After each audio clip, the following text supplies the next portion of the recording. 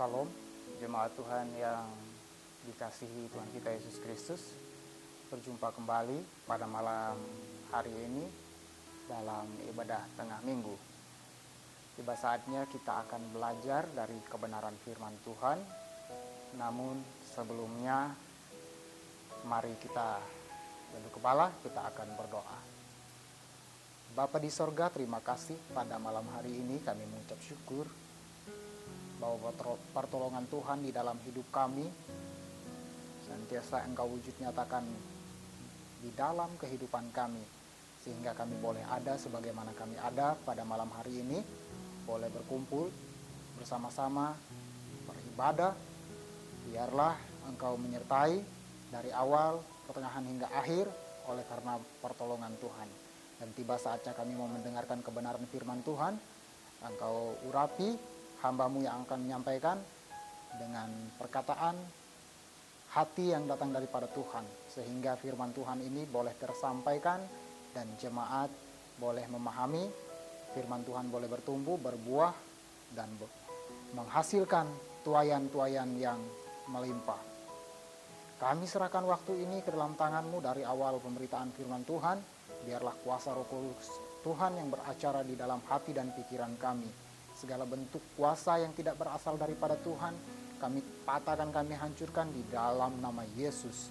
Biarlah hanya Tuhan yang menguasai kami di tengah waktu-waktu yang akan kami gunakan saat ini. Kami sambut kebenaran firman-Mu, di dalam nama Yesus kami berdoa. Amin. Dengan mengenakan pakaian ala kadarnya, seorang ibu dengan sabar berdiri di tepi jalan. Ia berusaha menjual bunga kepada para pengemudi yang memandangnya acuh tak acuh. Ketika mereka berhenti di lampu merah, ia tetap tersenyum dan tanpa mengeluh, terus menekuni pekerjaan yang sederhana sebagai penjual bunga. Sampai pada suatu hari, ia beralih mengabdikan hidupnya kepada seorang pemimpin yang menyatakan bahwa dirinya adalah Mesias yang diutus oleh Allah. Dia beriman sepenuhnya. Ketika ia memilih seorang Mesias sebagai pemimpin, maka ia sepenuhnya beriman kepada pemimpinnya itu sendiri. Bapak, Ibu, saudara-saudara yang terkasih di dalam Tuhan, apakah iman cukup hanya mempercayai segala sesuatu? Jika demikian, bukankah kepercayaan apapun intinya sama saja? Dan di atas segalanya, setiap orang tentu percaya pada sesuatu, bukan?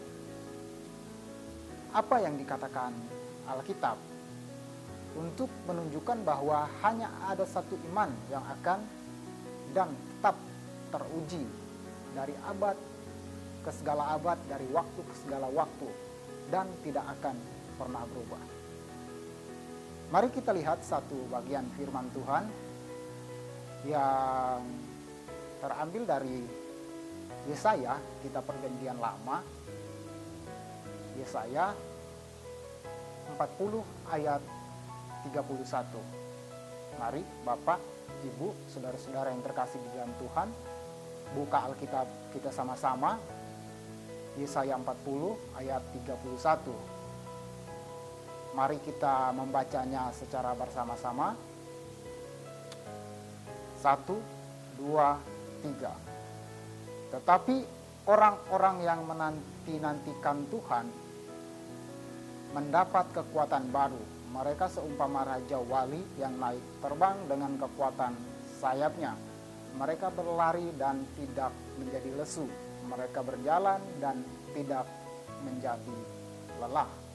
Satu bagian firman Tuhan lagi di dalam Perjanjian Baru.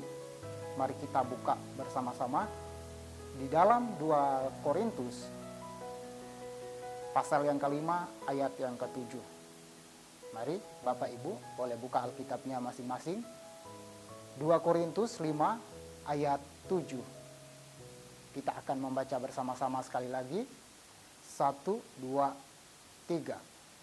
Sebab hidup kami ini adalah hidup karena percaya, bukan karena melihat. Bapak, Ibu, saudara-saudara yang terkasih di dalam Tuhan, dari kedua ayat yang kita baca, kita memahaminya tentu sudah jelas. Hidup kita bukan karena melihat, tetapi karena percaya. Tentunya yang akan kita bahas adalah, saya berikan tema iman, faith. Berbicara iman tentu sudah biasa. Contoh iman, orang yang beriman di dalam perjanjian lama maupun di dalam perjanjian baru banyak. Dan kelihatannya biasa-biasa saja. Kalau saya berkata iman, sudah, tentunya semua orang sudah tahu. Tetapi pada malam hari ini, mari kita akan belajar bersama-sama tentang iman. Dari Yesaya 40 ayat 31 yang kita baca tadi, kita melihat bahwa apabila Allah Israel adalah Sang Pencipta yang Maha Kuasa dan penguasa tertinggi, maka umatnya tidak perlu khawatir bahwa masalah-masalah dan kesulitan-kesulitan saya dan saudara, masalah-masalah dan kesulitan kita semua terlalu hebat untuk dapat diatasi oleh Allah sendiri. Atau bahwa Dia tidak mampu menghukum para penindas bangsa Israel pada saat itu, ataupun pada penindas Bapak, Ibu, saudara dan saya pada saat ini. Mereka yang tidak adil. Contohnya, ya meskipun pembuangan Israel selama bertahun-tahun memberikan kesan seperti itu, bukan? Bahwa seakan-akan Allah tidak sanggup untuk menolong mereka. Kuasanya untuk menyelamatkan dan menuntut balas bagi mereka tidak pernah hilang karena kelelahan ataupun lesu. Itu yang dikatakan di ayat 31 tadi. Hikmatnya dalam mengatur urusan manusia sungguh di luar akal dan pikiran Bapak, Ibu, saudara dan saya. Dan pengertian mereka tidak terbatas. Kepada anak-anaknya yang kurang stamina maupun kekuatan, Dia memberikan secara limpah semua yang saya, Bapak, Ibu, saudara-saudari perlukan untuk terus bertumbuh mencapai kemajuan rohani. Asal saya, Bapak, Ibu, dan saudara semua dengan percaya menantikan Dia, dengan berharap dan sungguh-sungguh berdoa. Maka dari itulah orang-orang yang menanti-nantikan Tuhan selalu mendapatkan kekuatan yang baru. Amin. Bapak, Ibu, saudara-saudara yang terkasih di dalam Tuhan kita Yesus Kristus, pada malam hari ini berbicara tentang iman, ada dua hal setidaknya yang harus kita ketahui. Yang pertama adalah jenis iman yang keliru. Loh, Pak, kok ada jenis iman yang keliru? Seperti apa jenis iman yang keliru itu? Oh, ada, tentu ada. Tidak semua iman benar. Jenis iman yang keliru adalah iman pada humanisme. Saya ambil dari humanisme saja.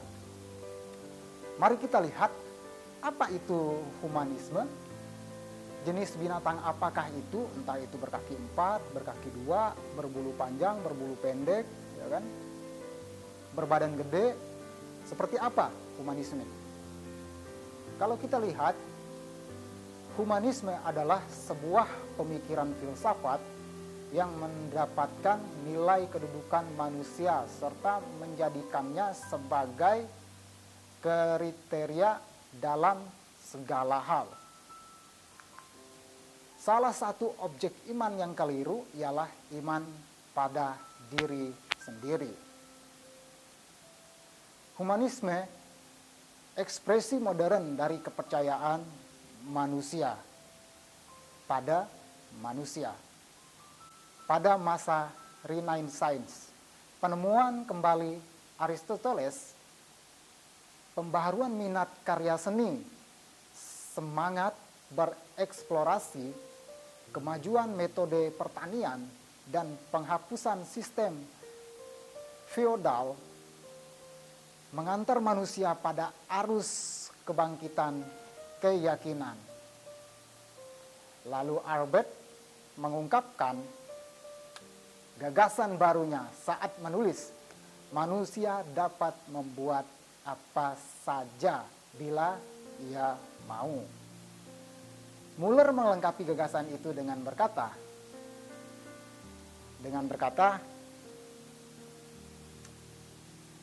kita melihat masa depan manusia sebagai hasil upayanya sendiri. Kita telah menyaksikan urusan kebangkitan kepercayaan manusia pada manusia selama 1/4 abad.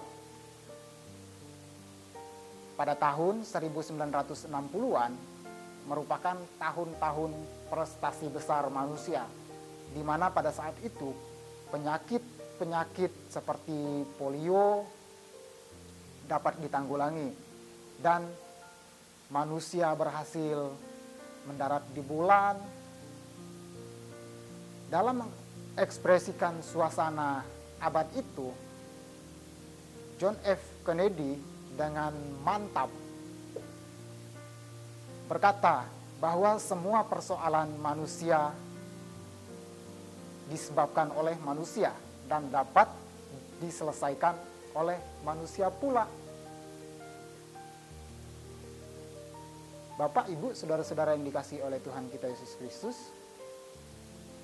humanisme didasarkan pada keyakinan bahwa intelektual manusia yang digunakan secara ilmiah dapat memberi solusi atas segala permasalahan dan menjawab semua pertanyaan yang ada.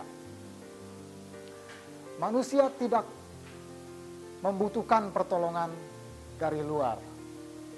Ia memiliki segala yang dibutuhkan di dalam dirinya sendiri. Humanisme juga berkata bahwa segala sesuatu akan menjadi lebih baik dan lebih baik lagi.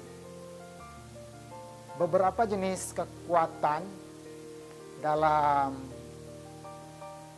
alam semesta yang menyertai perubahan demi perubahan yang terjadi menjamin berlangsungnya perkembangan ini. Para pendukung humanisme yang berorientasi masa depan mengarahkan perhatian pada tahun 2000 sebagai tahun di mana kita akan memasuki keadaan seperti kerajaan 1000 tahun. Harapan mereka akan tercapainya surga di dunia ini didasarkan pada beberapa faktor seperti misalnya perjalanan antar planet, eksplorasi samudera raya, stasiun-stasiun di luar angkasa, kemajuan di bidang medis, teknik-teknik genetik, rumah-rumah futuristik, komunikasi global, dan energi-energi matahari. Nah, itu sudah kita lihat kemajuan-kemajuan teknologi seperti itu. Bapak, Ibu, saudara-saudari, B.F. Skinner mengungkapkan harapan orang-orang ini ketika menulis kita belum melihat apakah manusia dapat membuat manusia. Namun, sejalan dengan berkembangnya kekaguman besar pada manusia, muncullah penderitaan yang menyedihkan dan ketidakadilan yang mengerikan. Kekerasan dunia peradaban kita menghasilkan kem-kem konsentrasi masih menghantui kita. Angka-angka kejahatan terus meningkat di seluruh dunia. Kesenjangan antara orang kaya yang berkelimangan harta dan orang miskin yang kelaparan bisa kita lihat juga di tengah-tengah kondisi kita pada saat ini. Ketegangan hidup di dunia yang sewaktu-waktu dapat dilanda perang nuklir semakin menjadi-jadi. Penyalahgunaan obat, aborsi, dan berbagai kejahatan sosial lainnya kian memperburuk keadaan kita pada saat ini. Laju perkembangan moral manusia tentu saja tidak seimbang dengan laju perkembangan ilmu pengetahuan teknologi.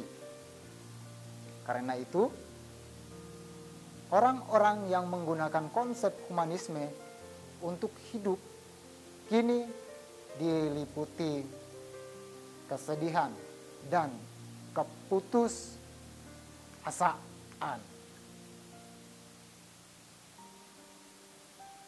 Koestler menulis, alam semesta telah membuktikan kita putus asa.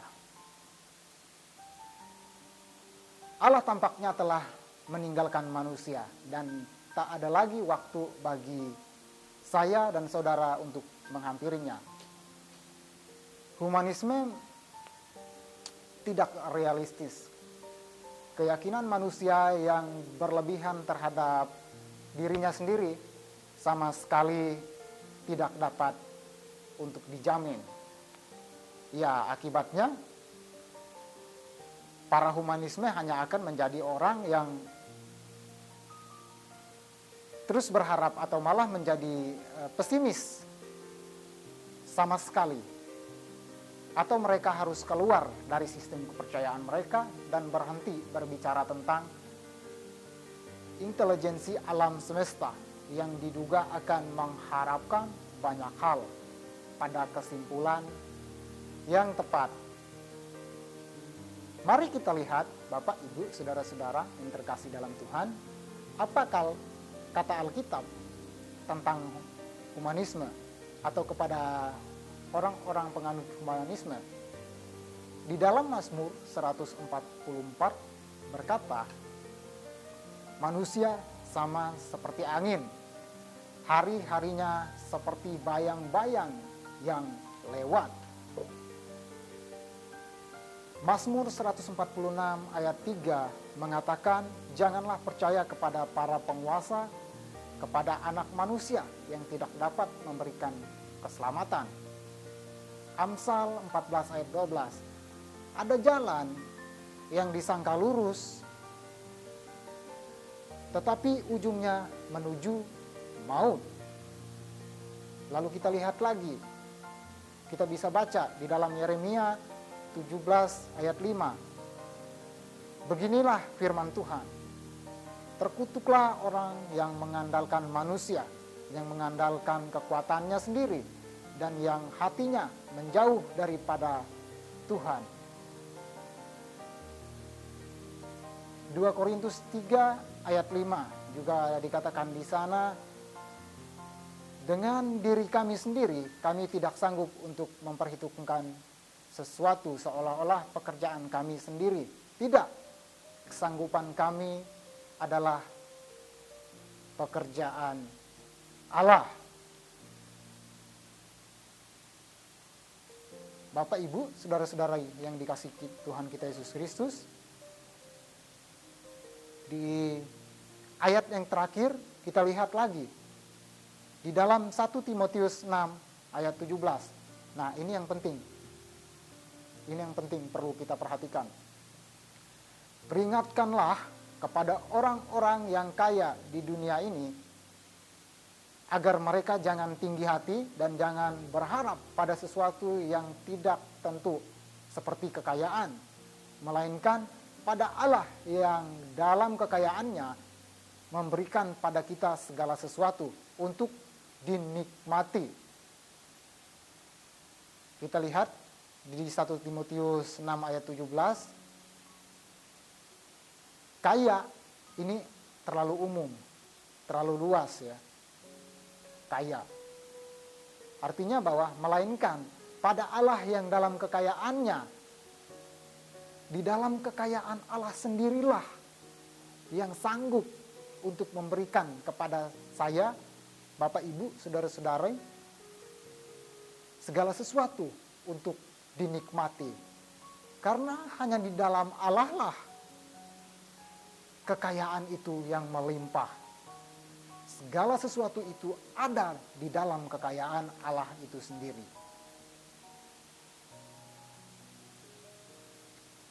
Tadi kita sudah membahas prinsip iman yang keliru. Lalu yang kedua, kalau ada prinsip iman yang keliru atau salah, maka mutlak yang kedua adalah jenis iman yang benar. Seperti apa jenis iman yang benar? Jenis iman yang benar, Kristus adalah objek iman yang tepat. Dilihat dari kesederhanaannya, sebagai manusia pun Yesus tetap akan bicara dan dicari oleh orang untuk dipercaya. Dia seorang maha guru yang bijaksana. Dia memiliki karisma dan kuasa sehingga banyak orang mengikutinya. Dia adalah pribadi dengan prinsip-prinsip yang kuat dan karakter tidak bercela. Dia berbicara dengan penuh kuasa. Dia menegur kesalahan-kesalahan semu yang banyak dilakukan orang di zamannya. Dia adalah tokoh kebenaran yang berintegritas, memiliki kehidupan doa yang baik dan sabar. Ya, dia adalah pribadi yang sangat patut untuk saya, Bapak, Ibu, saudari-saudara ikuti. Namun, alasan yang jauh lebih penting mengapa Yesus adalah objek iman yang tepat adalah karena Dia sendiri adalah Tuhan. Amin. Bapak, Ibu, saudara-saudari, mari kita lihat. Alkitab berkata, pada mulanya adalah firman, yaitu Yesus Kristus. Firman itu bersama-sama dengan Allah, dan firman itu adalah Allah. Firman itu telah menjadi manusia dan diam di antara saya dan saudara, dan kita telah melihat kemuliaannya, yaitu kemuliaan yang diberikan kepadanya sebagai anak tunggal Bapa, penuh kasih karunia dan kebenaran. Yohanes 1 ayat 1 dan ayat 14. Tidak seorang pun pernah melihat Allah, tetapi anak tunggal Bapa yang ada di pangkuan Bapa, dialah yang menyatakannya. Yohanes 1 ayat 18.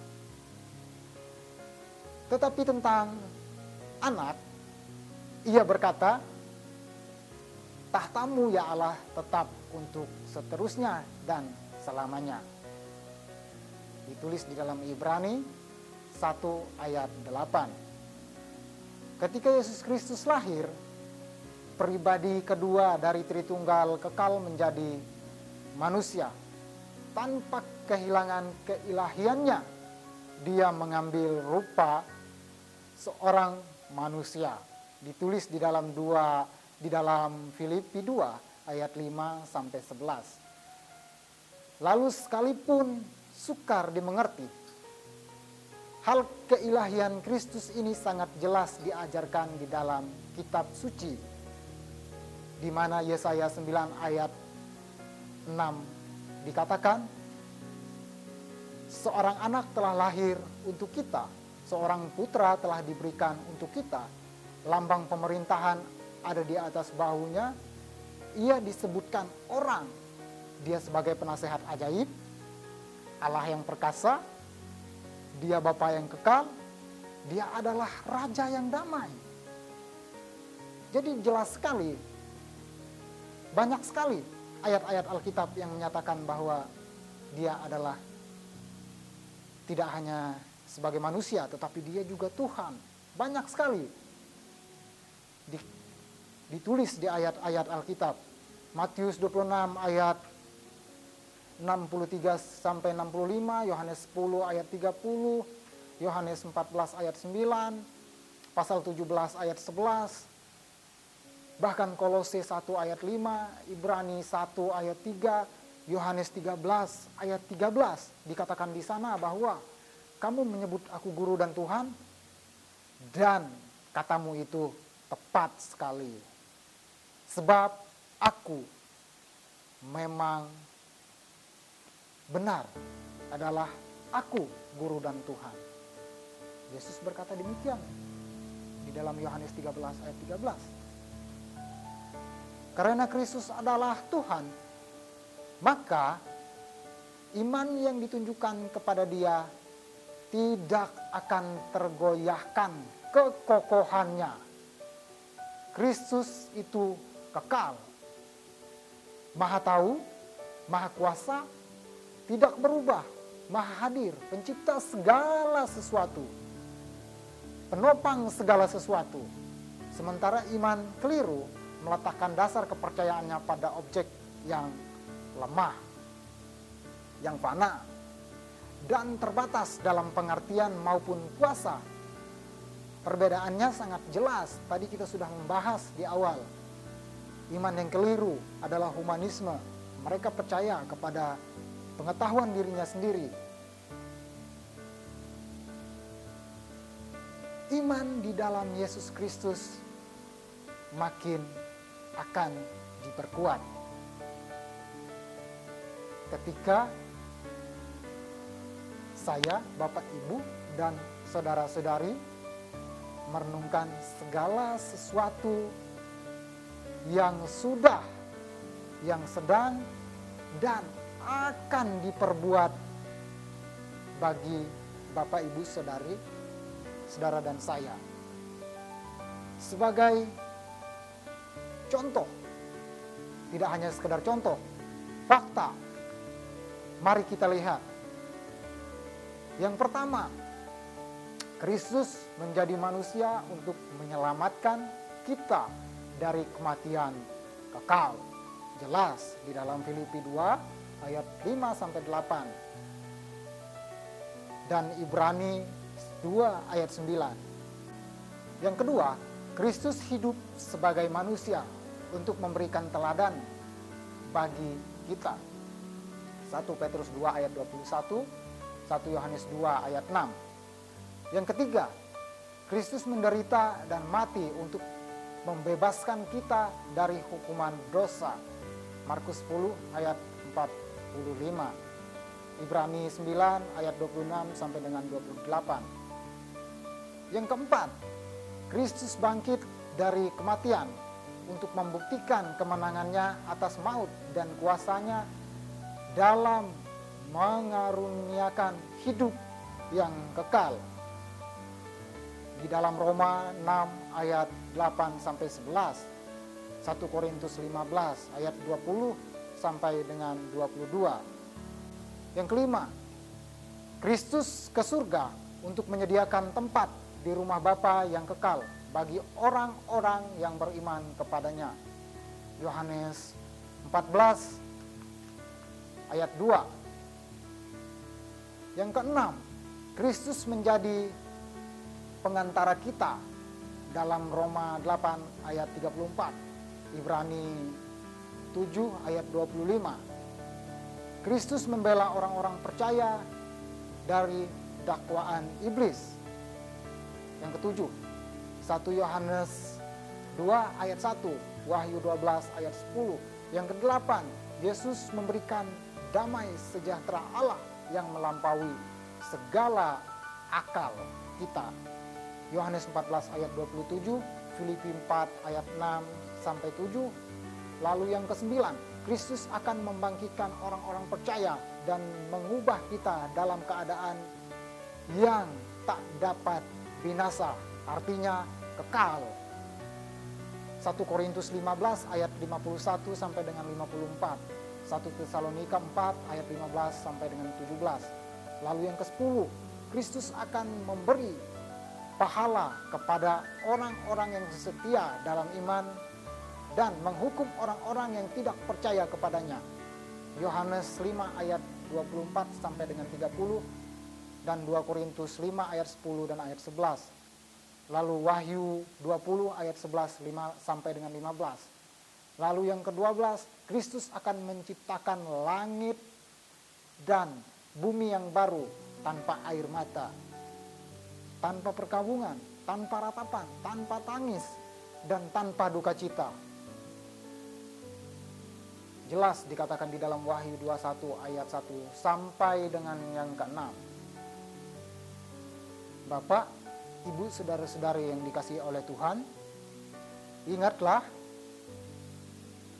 jika Bapak, Ibu, saudara-saudari harus memutuskan tujuan hidup saudara-saudari yang kekal, maka tadi kita sudah melihat bahwa apa yang sudah diperbuat Tuhan bagi saya, Bapak, Ibu, saudara-saudari, baik saat ini,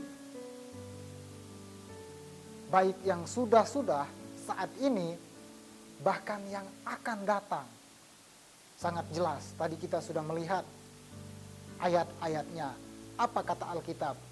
Bahwa Yesus sudah mengerjakan, bahwa Yesus sedang mengerjakan semua yang dipersiapkan untuk saya, Bapak, Ibu, saudara-saudari sekalian.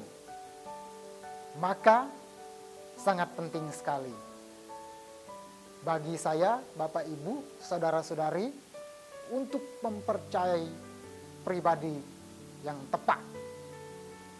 Jika saudara-saudari telah memenuhi iman di dalam Yesus Kristus, maka saudara-saudari dapat diyakini bahwa saya, Bapak, Ibu, saudara-saudari sudah memiliki iman yang benar. Kiranya firman Tuhan pada malam hari ini memberkati saya dan saudara. Tuhan Yesus memberkati. Amin.